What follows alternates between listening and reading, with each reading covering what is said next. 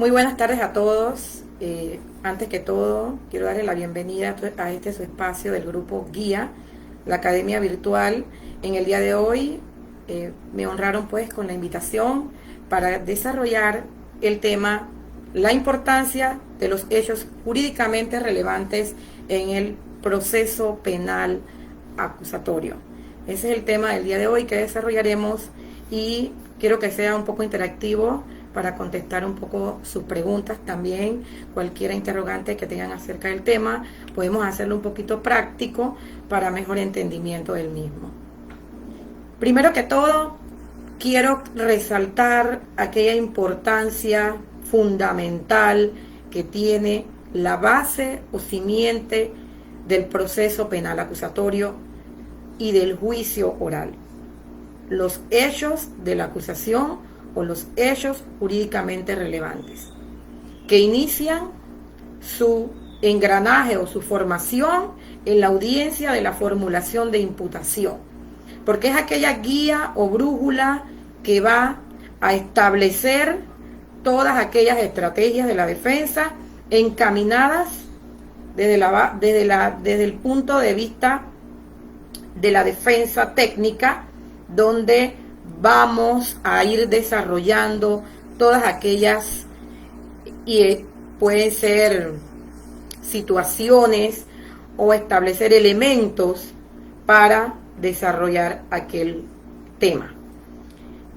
Pero más allá de eso, está el principio de defensa para realizar una defensa efectiva. Para el tema del día de hoy, en cuanto a los hechos jurídicamente relevantes y cuál es su importancia clave en el proceso penal acusatorio, no debemos dejar por alto una obra de este jurista Luigi Ferrajoli, Derecho y Razón, en que existe un principio fundamental en aquellos sistemas de corte acusatorio o adversarial, que no puede haber juicio sin acusación. Primeramente que todo, como les dije anteriormente, los hechos de la acusación son la base del juicio oral. Y antes de iniciar con esto, nos vamos a lo establecido en el artículo 135 de nuestro Código Procesal Penal, que habla del principio de congruencia, que forma parte del debido proceso, una garantía fundamental desarrollada en nuestra Constitución Nacional y en los tratados de derechos internacionales ratificados por Panamá, que habla que la sentencia debe recaer sobre los hechos, los fundamentos jurídicos y las pruebas objeto de la acusación. Partiendo de esa premisa, podemos irnos al tema de la audiencia de acusación en cuanto al artículo 340, que es claro, que dice que la acusación solo podrá referirse a hechos y personas incluidos en la formulación de la imputación, aunque efectuara una calificación distinta.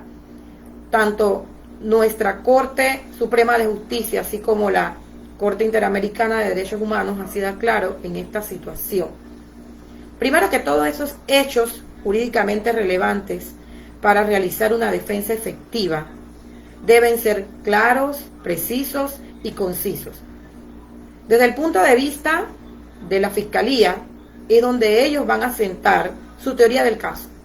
Esos son los hechos que van a llevar ante un tribunal de juicio y los cuales debe probar para de esa manera lograr una condena para el acusado. Desde el punto de vista de la defensa, son aquellos hechos sobre los cuales va a ejercer su defensa, donde puede enmarcar todas aquellas actuaciones encaminadas a realizar una defensa efectiva en dicho juicio oral. Entre la conducta punible definida en la acusación y la señalada en la sentencia debe existir perfecta armonía personal. En cuanto al sujeto activo, la persona que realiza aquel acto o hecho punible. En lo fáctico, en torno al hecho humano investigado con todas sus circunstancias y motivos de agravación o atenuación.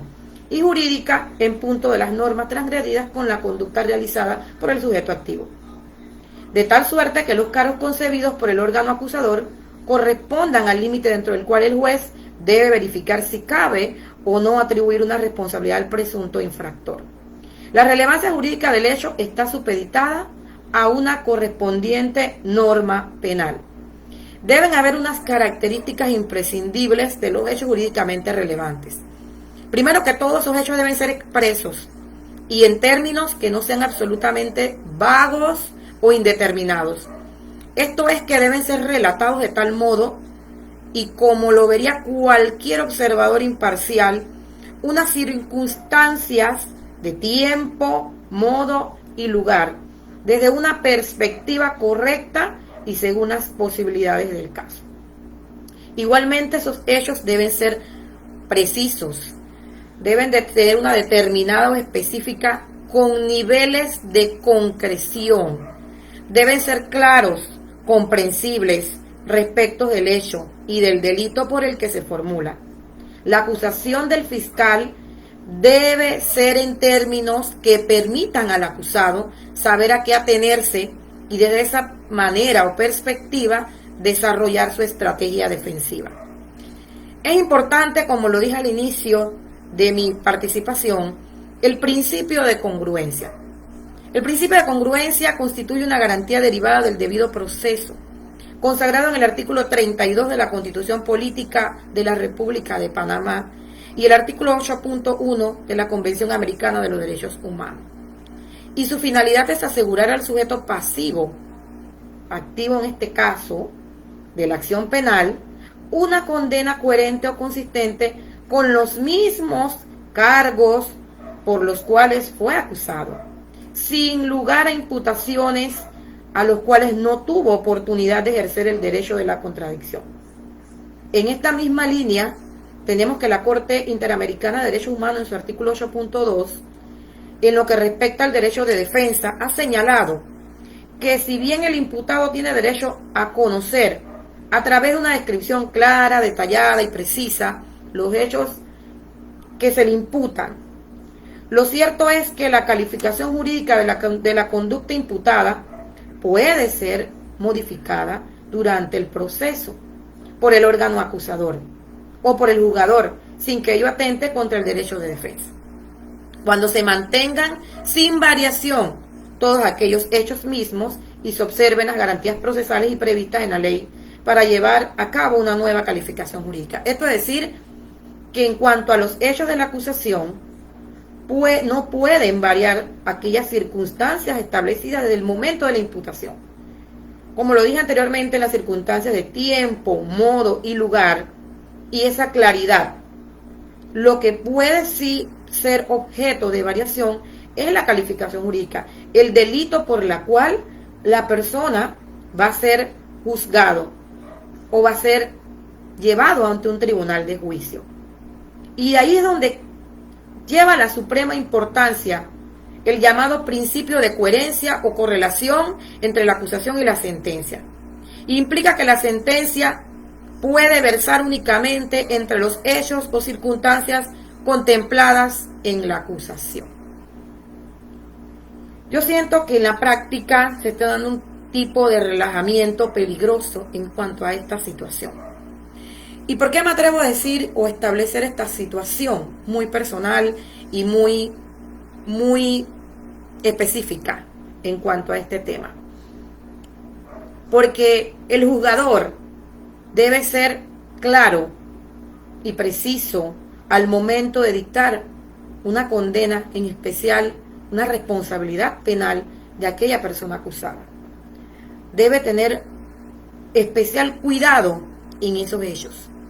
Más si el fiscal ha sido preciso y claro en esas circunstancias de tiempo, modo y lugar. No puede de esta manera ser arbitrario el juzgador y de alguna forma cambiar o modificar en su sentencia alguna circunstancia establecida en la acusación, como por ejemplo la circunstancia de tiempo, porque esto sería una grave violación al debido proceso penal. Para ser un poco más práctica en este sentido, es muy importante esta situación porque deja a aquella persona, al acusado, en total indefensión, porque no tuvo la oportunidad de buscar aquellas situaciones o aquellos elementos que lo pudieron haber ubicado en un lugar distinto del hecho, en una fecha y en un lugar determinado. Y hemos observado en la práctica que los jugadores se están relajando en cuanto a esta situación, porque han sido capaces de decir de que el fiscal se equivocó al momento de la imputación y quieren decir que es responsabilidad de la defensa, que no aclaró en su momento, porque tuvo la oportunidad de aclarar qué situación o que la fiscalía se hubiera equivocado o en tal cual forma. Siento que esto no es claro, no pertenece a ningún tipo de situación específica determinada en la norma, porque en la formulación de imputación, a pesar de que la Corte ya se ha manifestado que no es un simple acto de mera comunicación, solamente se le permite sugerir aclaraciones, pero la última tendencia también ha habido la posibilidad de que la defensa se pueda oponer a ella, pero no le da la responsabilidad al defensor de que sea él mismo quien tenga que aclarar situaciones o equivocaciones en su momento del fiscal. Y hemos observado en la práctica que esta situación se está dando, de que excusan de manera a la fiscalía que se ha equivocado o que cometió algún tipo de error en algún tipo de circunstancia, objeto material del delito, para decir que se pueden variar parte de los hechos. Si bien es cierto, como dije anteriormente, la jurisprudencia, tanto nacional como de la Corte Interamericana de Derechos Humanos, ha venido resaltando el tema de que la calificación jurídica puede variar en el transcurso de la investigación, de la oportunidad que tiene el fiscal de recabar aquellos elementos de convicción, y puede variar esa calificación jurídica. Pero no puede en la audiencia de acusación cambiar esos hechos jurídicamente relevantes, porque deja en total indefensión al acusado. En cuanto al juicio oral, al momento de emitir la sentencia, el tribunal de juicio debe ser muy cuidadoso en aquellos hechos. Si probatoriamente ellos califican o determinan que existen algunas otras circunstancias que digan que en un momento determinado el ciudadano pudo haber cometido algún hecho delictivo, alguna situación delictiva, algún hecho jurídicamente relevante, no puede la sentencia establecerse o sentarse en esos supuestos hechos que en materia probatoria estableció en el juicio oral. Y en base a ello se aleja de los hechos, de aquellas circunstancias claras y precisas en que el fiscal se basó para hacer una acusación, específicamente irse más allá de ella, y al no probar esos hechos y esas circunstancias en unas circunstancias, por ejemplo, de tiempo, puede el fiscal decir que en otra fecha determinada sí pudo haber realizado dicha acción delictiva. Entonces esto atenta de sobremanera con la garantía fundamental al debido proceso, ya que deja en total indefensión al acusado, porque por eso los hechos jurídicamente relevantes deben ser claros, precisos, concisos, expresos desde el primer momento de la imputación. Desde ese momento esos hechos no pueden variar. Per se, el tribunal de juicio en una sentencia no puede basarse para condenar a una persona por hechos que supuestamente se probaron en una circunstancia de tiempo o de modo o de lugar diferente a la planteada en la acusación. De esta manera, los hechos y van sobresaliendo todas aquellas situaciones importantes. Y por eso hemos establecido una suprema importancia a los hechos jurídicamente relevantes. Pienso que en los últimos tiempos se está relajando un poco ese tema por parte de los jugadores, lastimosamente, porque no se está teniendo el especial cuidado de plasmar o establecer puntualmente esos hechos. Si bien es cierto, hay momentos en que y ciertos actos o delitos o acciones típicas, antijurídicas y culpables que puedan determinar en un momento no se determine o no sean claros y precisos en las situaciones de tiempo, como en los delitos sexuales, cuando se traten de víctimas menores de edad o en algún tipo de vulnerabilidad, en algún momento o algún estado de vulnerabilidad. Y es ahí precisamente que esa circunstancia de tiempo puede ser conocida al momento de desahogar el tema probatorio. Pero si el fiscal en su acusación ha sido claro y preciso en esas circunstancias de tiempo, no hay justificación alguna para que el juzgador, el Tribunal de Juicio Oral, pueda variar esa circunstancia especial de tiempo. Y es esa circunstancia especial que hace la infracción a la garantía del debido proceso penal. Me voy un poquito más allá en este tema porque de veras que la práctica o la experiencia al respecto me ha dejado muchos sinsabores en estas situaciones y que de alguna manera se excusa o de alguna manera se quiere con el tema de justicia en tiempo razonable y todo este tipo de situaciones justificar, pero el derecho es claro. En circunstancias claras no puede variarse estas situaciones especiales, estas circunstancias que dejan total indefensión al acusado y realmente son situaciones que se escapan y que están establecidas en nuestra legislación. El principio, el artículo 358 es claro al establecer,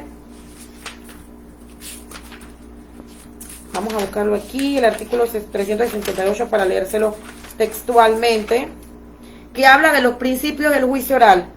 El juicio es la fase esencial del proceso, se realizará sobre la base de la acusación. Es claro, sobre esa base, sobre esos hechos jurídicamente relevantes, es que se debe realizar todas aquellas acciones, aquellos actos tendientes a buscar la culpabilidad o no de una persona. Y es esa variación peligrosa y ese relajamiento peligroso en cuanto a los hechos jurídicamente relevantes que están vulnerando garantías y derechos fundamentales de las personas. Gracias a todos los que están en sintonía, al colega Kumar Villalobos. Sí es cierto, las víctimas necesitan más atención. Eso es un tema totalmente cierto y esencial. Pero el tema que debatimos, el tema que desarrollamos en cuanto a los hechos, no se pueden vulnerar garantías y derechos fundamentales excusando otras situaciones. Verdaderamente, yo estoy completamente de acuerdo en que la víctima necesita resarcir su daño, que la víctima necesita atención, que la víctima necesita ejercer todos aquellos derechos tendientes a recibir una respuesta del Estado. Pero no puede ser una excusa para violentar derechos y garantías fundamentales.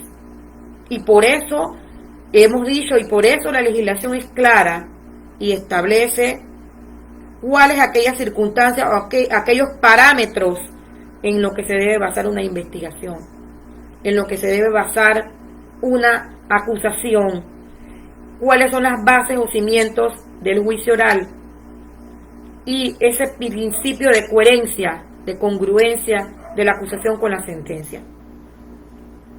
Y es eso lo que me llama poderosamente la atención, independientemente de cualquier otra circunstancia, porque per se una excusa en cuanto a esa situación no puede ser vulnerada.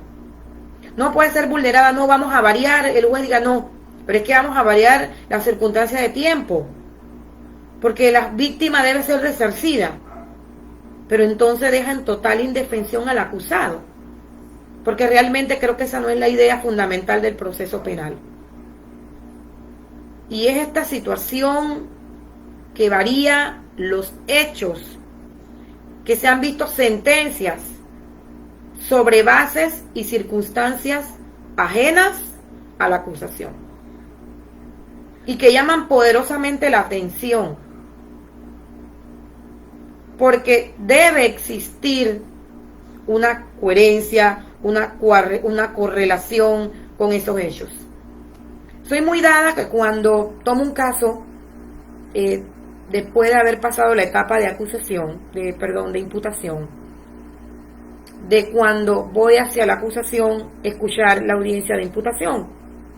Porque muchas veces he observado que se varían los hechos a manera de conveniencia, muchas veces lastimosamente. Y he tenido que en la audiencia de acusación oponerme por defectos formales. Y he exigido de manera contundente que los hechos supremamente deben ser los hechos por los cuales fue imputado mi representado. Igualmente en el juicio oral, que se base fundamentalmente en la sentencia y el material probatorio de los hechos acusados. Y es esta situación importante por la cual, pues, en el día de hoy le llevo un poco esta reflexión y compartir con ustedes, y que ustedes igualmente puedan ser receptivos de lo mismo, preguntar o compartir experiencias al respecto, porque es preocupante, de verdad, desde la parte de la defensa, cuando pasan estas situaciones y nos hacen hacer un esfuerzo supremamente mayor que acarrea muchas cosas negativas, situaciones para el acusado, que de verdad haya que hacer un esfuerzo o recurrir a recursos que a prima facie el juez de juicio oral pudo haber observado o pudo haber establecido en aquella sana crítica que lo debe revestir.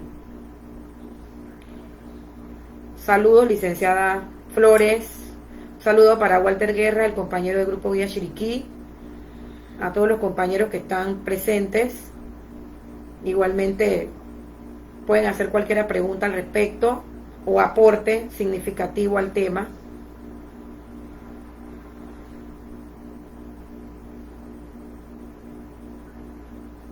Puedo seguir entonces en cuanto al tema, pues, de la importancia de los hechos jurídicamente relevantes, hacer un resumen de lo mismo, de que esos hechos son la brújula o norte que vienen marcando o la pauta establecida de la formulación de imputación, que son las bases de la teoría del caso de la Fiscalía. Igualmente, la forma de cómo la defensa va a elaborar todas aquellas estrategias para poder crear una defensa efectiva y adecuada, y que esos hechos se basan específicamente y son la base del juicio oral, y que la sentencia debe versar única y exclusivamente de los hechos acusados, para que de esa manera se respete y no se vulneren derechos y garantías fundamentales del mismo. En cuanto a esa situación y la importancia que debe tener cada una de las etapas y fases del proceso, y de parte de la defensa, que la defensa debe ser activa en todas las fases de la misma, especialmente en la fase de investigación, para que también pueda llevar elementos tendientes a demostrar la inocencia de su representado. No podemos ser una defensa pasiva a expensas de que la Fiscalía demuestre tal o cual situación. No prestemos mayores atenciones a ciertas circunstancias que vienen desde los actos preliminares mucho antes de la formulación de imputación. Y es muy importante esa participación de la defensa, y la recalco desde todos aquellos actos, los actos de investigación que requieren control posterior, que igualmente he notado que también se vulneran garantías y derechos fundamentales en esas situaciones, y que nadie quiere resolver, nadie quiere pronunciarse. Porque cuando vas a un acto de investigación con control posterior, te dicen que lo puedes reclamar en la etapa de acusación. En la etapa de acusación te dicen que eso debió haber sido en la etapa de imputación o en la etapa, en el momento en que se validó el acto de investigación. Igualmente, cuando vas al juicio oral, ya no es la etapa para reclamar, porque ya se pasó el momento procesal. Debo recordar que aquellas nulidades procesales son absolutas y se pueden reclamar en cualquier momento del proceso. Y toda aquella participación de la defensa es importante, muy importante para una defensa efectiva y adecuada de los intereses de nuestros representados. Muy importante esta situación. Y de ahí viene todo el devenir probatorio y toda la fase del proceso. Todos concatenados a llegar a una sentencia justa y adecuada en cada proceso. Porque hemos visto que en este país no existe un principio de presunción de inocencia, existe un principio de presunción de culpabilidad. Y yo definitivamente me siento que soy una defensora, no defiendo delitos, defiendo los derechos de mis representados. Porque no es justo que una persona sea sometida a los rigores de la justicia penal y al final ni siquiera se cometió un hecho punible o ni siquiera participó de él. Si bien es cierto, es un deber del Ministerio Público llevar la investigación, pero esa investigación que debe ser de forma objetiva y deben ser plasmados en los hechos. Y recalco y repito siempre los hechos, porque en base a ellos yo me preparo, en base a ellos yo defiendo a mi representado. Y es muy importante la exaltación de ellos y que en el sistema no se siga relajando esa situación. Y que nuestros operadores de justicia, nuestros jugadores, no siempre estén excusando al Ministerio Público de que son humanos y se equivocó. Creo que está en juego la libertad ambulatoria, de alguna manera, de una persona. Y no en base, porque estamos ante delitos, estamos ante penas, que pueden llegar hasta penas privativas de la libertad. Y por eso hago un especial llamado de atención a esta situación. Y los compañeros defensores pueden pensar bien esta situación y definir qué esto está pasando. No comprenden porque todo es especulaciones. Los derechos que se defienden son de una persona. Y que en un momento dado cualquiera de nosotros puede verse implicado y debe ser defendido ante los rigores de la ley. O cualquier familiar. Claramente, especialmente como lo dice el compañero Kumar, a veces los hechos no son delitos, porque no se hace una especial distinción también en cuando son hechos meramente civiles o administrativos y cuando son hechos o delitos. No se establece si son conductas típicas, antijurídicas o culpables. Y llenamos todo un engranaje para llegar al final y digan una conducta atípica, una conducta que no se considera delito. Igualmente, como lo dice el compañero Walter Guerra, que la sociedad civil no comprende que no se defienden delitos, sino que el abogado defiende derechos. Esa es precisamente la situación. Se defienden derechos. Los acuerdos de pena, el problema de los acuerdos de pena, según la compañera Elizabeth Fernández, es cierto. A veces yo no lo hago, yo lo hago porque soy muy dada a los métodos alternos de solución de conflicto. Pero cuando siento que se puede hacer una defensa y cuando el representado se puede probar su inocencia, no me relajo solamente, no, esto va a terminar rápido con un método alterno de solución de conflicto y un acuerdo de pena para terminar la solución más rápida que se le vea al proceso. Y a veces ha habido compañeros o colegas, con todo respeto, que han querido hacer acuerdo de penas y cuando me consulta yo digo, bueno, yo pienso que tienes una buena oportunidad, un juicio, porque no puedo augurar un resultado. Y esa, al final, efectivamente, hemos obtenido un resultado favorable, porque nos han dicho que la conducta es atípica. Y eso está pasando mucho contra las conductas, contra el patrimonio económico, especialmente en los delitos de estafa. En los delitos de estafa, la mayoría son producto o imputables a la víctima. Hay muchos casos imputables a la víctima en los delitos de estafa. Porque el derecho penal no puede estar protegiendo a la víctima de ser incauto. Y esto crea o activa todo un aparato gubernamental. Y debe prestarse mayor cuidado en estas situaciones. ¿Qué pienso de la querella autónoma?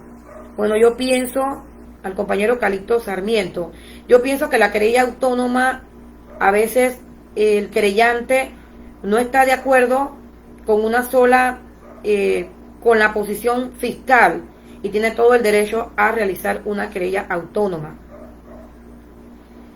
Me ha resultado curioso algunas situaciones al respecto en cuanto a la querella autónoma, que si bien es cierto, hay jugadores que aceptan el tema de la querella y su autonomía y el derecho que tiene la víctima a realizarla,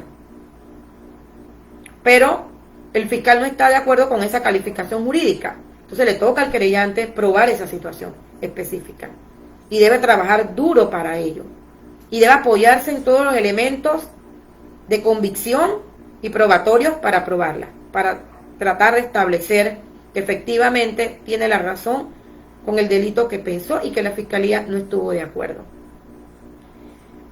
El compañero Luis Carlos Recuero le ha tocado, dice, el acuerdo de pena.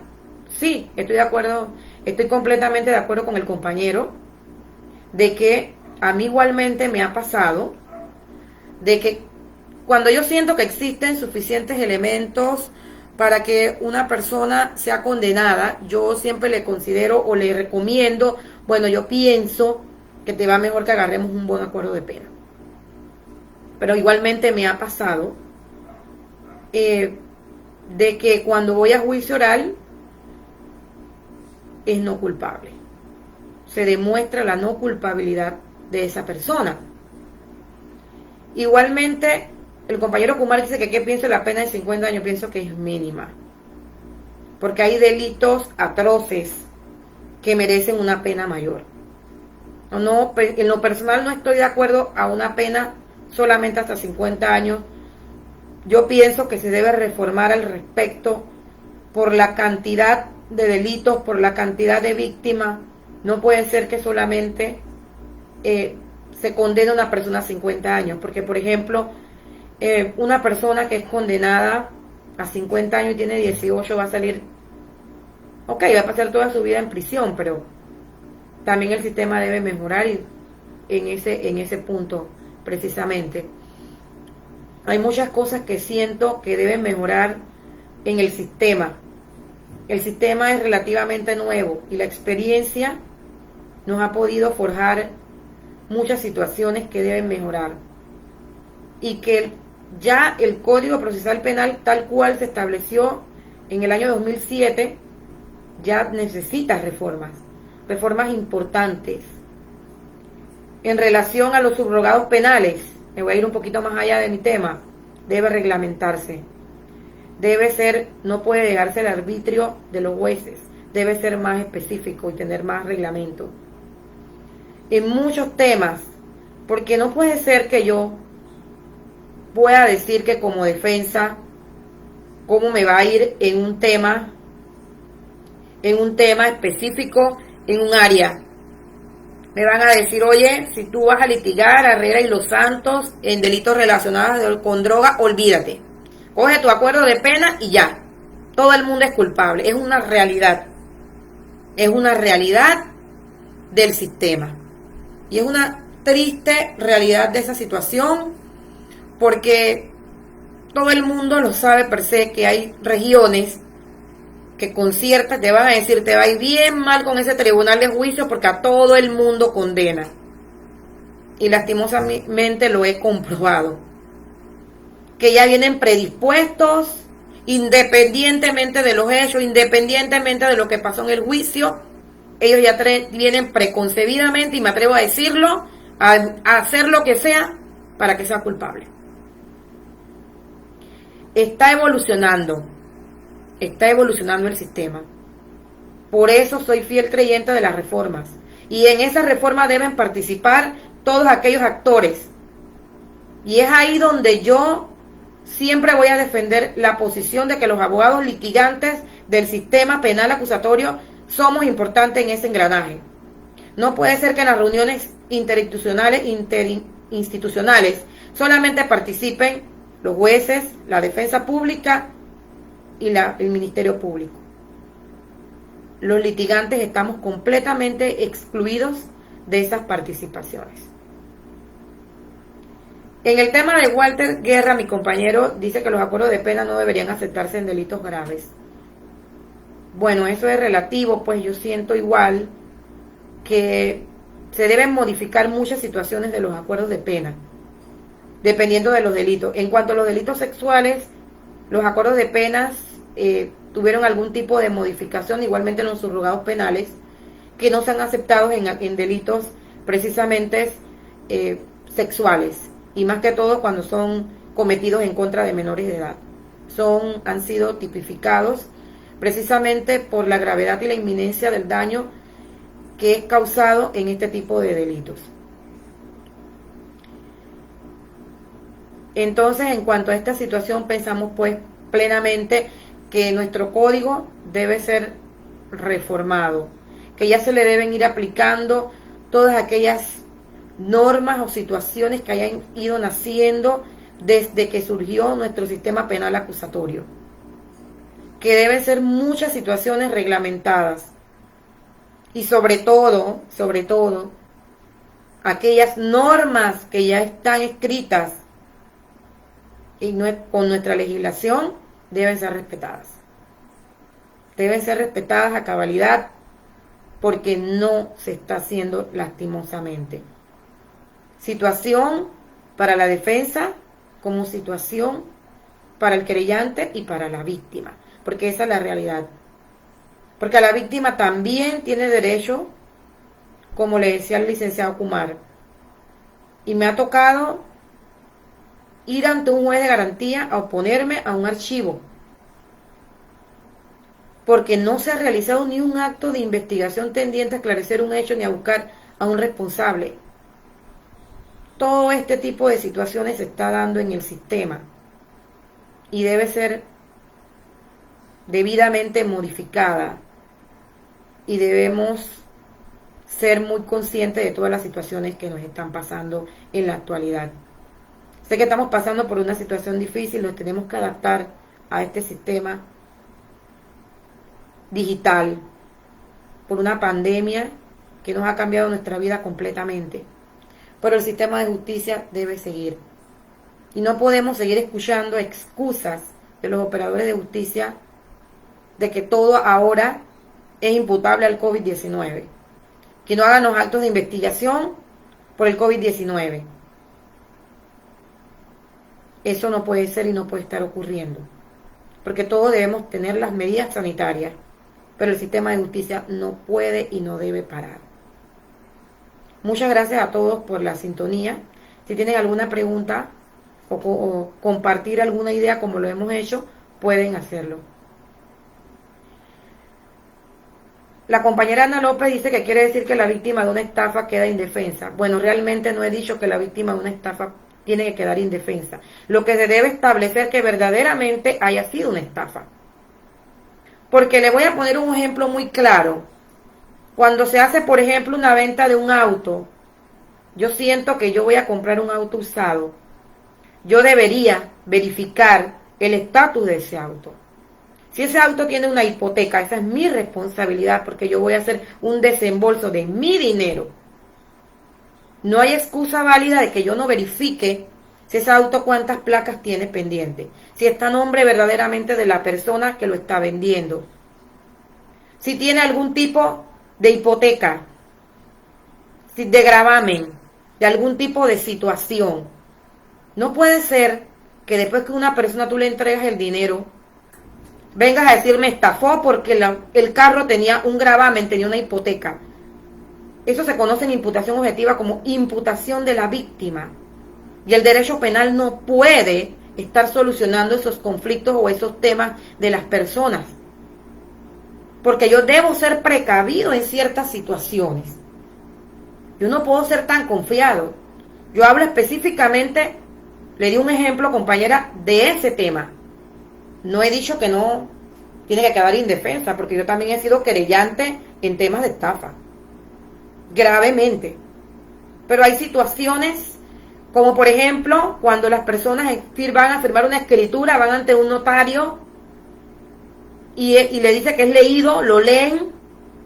Son personas que son profesores, maestros, etcétera, etcétera, con conocimiento que saben leer, y después salen de ahí 3 meses o 2 años a decir, no, yo no supe a quién le hice el traspaso. Realmente esa situación yo siento que es imputable a una víctima, realmente. Hay situaciones y situaciones. Porque yo no puedo traspasar tampoco una propiedad sin que la persona me haya pagado un centavo, sin haberme asegurado con un contrato ante esa situación. Pero mi forma de ser incauta, no ser precavida, no verificar algunas situaciones elementales, no puedo llevárselo todo al derecho penal. Y se está dando que se están definiendo delitos de estafa, porque una persona no le dijo a la otra cuando la vendió que tenía una hipoteca, cosa que pudo haber sido verificada por la víctima, por la persona que compró. Que no era el motor, que no era el chasis en esas situaciones. ¿Qué pienso de las suspensiones del proceso, el compañero Kumar?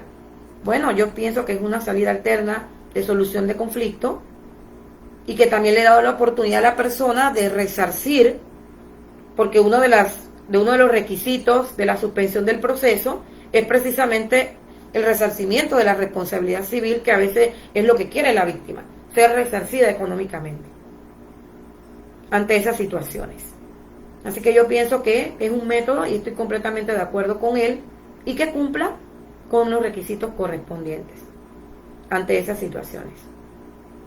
Y soy partidaria totalmente de los métodos alternos de solución de conflicto, siempre y cuando beneficien a mi representado. Hay momentos en que definitivamente nos tenemos que abocar a un acuerdo de pena, a un método alterno, pero hay situaciones en que no comparto y me he ido hasta el final y he conseguido una respuesta positiva a mi representado. Así que muchas gracias a todos por estar en sintonía con estos temas de guía, la oportunidad que nos da Guía, la Academia Virtual, de compartir nuestras experiencias, de compartir nuestros conocimientos, que no son vastos y eternos. Siempre, todos los días aprendemos algo, y creo que esta es una ventana, no solamente nacional, sino internacional, para que todos podamos compartir conocimientos. No somos dueños únicos y absolutos de la verdad, pero creo que cada uno tiene la forma de manejarse, la forma de ir aprendiendo, de formarse en este sistema. Todos somos nuevos en un sistema penal acusatorio, y de verdad soy muy partidaria a que todos podamos aprender en un momento dado. Muchas gracias a ustedes por estar en sintonía, y los invito a las próximas intervenciones de los compañeros durante toda la semana, que son muy buenas todas, y espero que estén en sintonía. Siempre, todos los días aprendemos algo de un compañero, así que sigan a esta página y sigan aprendiendo. Todos vamos a seguir aprendiendo de Guía, la Academia Virtual. Muchas gracias y saludos a todos.